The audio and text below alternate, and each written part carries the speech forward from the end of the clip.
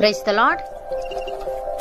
ఈరోజు దేవుని వాగ్దానము, నేను వారికి మేలు చేయుట మానకుండునట్లు నిత్యమైన నిబంధనను వారితో చేయుచున్నాను.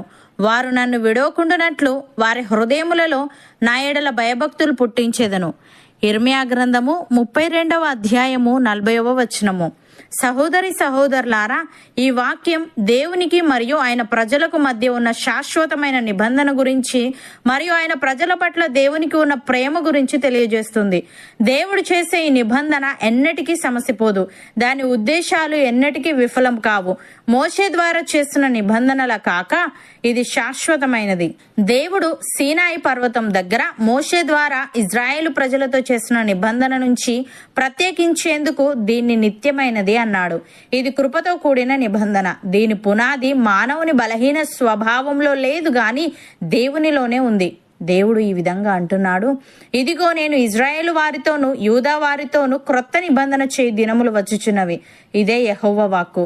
అది ఐగుప్తులో నుండి వారిని రప్పించుటకై నేను వారిని చెయ్యి పట్టుకొనిన దినమున వారి పితరులతో నేను చేసిన నిబంధన వంటిది కాదు.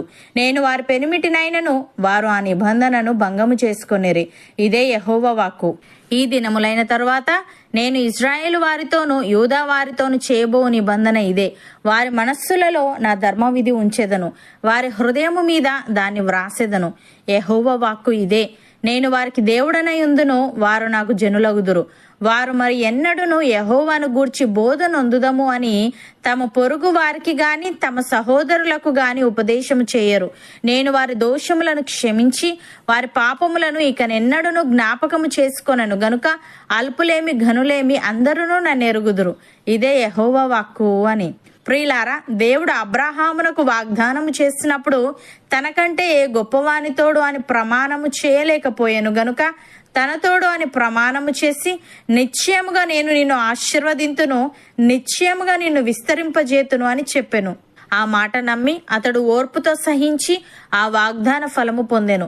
మనుష్యులు తమ కంటే గొప్పవానితోడు అని ప్రమాణము చేతురు. వారి ప్రతి వివాదములోనూ వివాదాంశమును పరిష్కారము చేయునది ప్రమాణమే. ఈ విధముగా దేవుడు తన సంకల్పము నిశ్చలమైనదని ఆ వాగ్దానమునకు వారసులైన వారికి మరణిశ్చయముగా కనుపరచవలనని ఉద్దేశించిన వాడై తాను అబద్ధమాడజాలని నిశ్చలమైన 2 సంగతులను బట్టి మన ఎదుట ఉంచబడిన నిరీక్షణను చేపట్టుటకు శరణాగతులమైన మనకు బలమైన ధైర్యము కలుగునట్లు ప్రమాణము చేసి వాగ్దానమును దృఢపరచెను. ఈ నిరీక్షణ నిశ్చలమును స్థిరమునై మన ఆత్మకు లంగరు వలె నుండి తెరలోపల ప్రవేశించుచున్నది. నిరంతరము మెల్కీసెదకు క్రమము చొప్పున ప్రధాన యాజకుడైన యేసు అందులోనికి మనకంటే ముందుగా మన పక్షమున ప్రవేశించెను.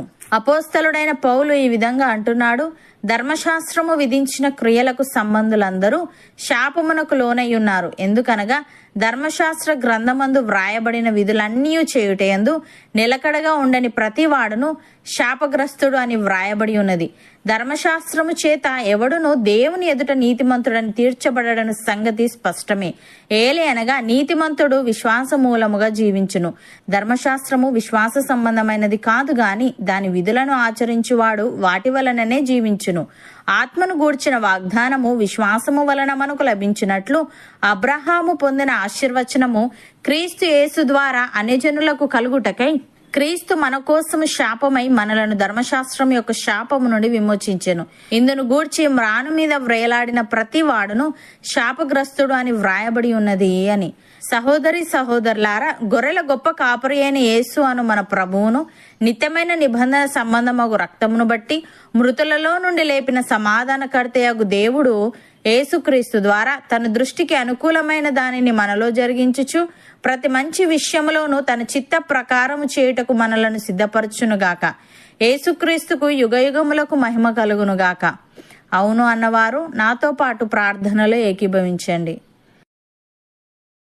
పరిశుద్ధుడా, ప్రేమగల తండ్రి, నీవు వారికి మేలు చేయుట మానకుండునట్లు నిత్యమైన నిబంధనను వారితో చేయుచున్నానని వారు నిన్ను విడవకుండునట్లు వారి హృదయములలో నీ ఎడల భయభక్తులు పుట్టించేదనని ఇజ్రాయేలీయులతో సెలవిచ్చావు. తండ్రి, నీకు స్తుతులు.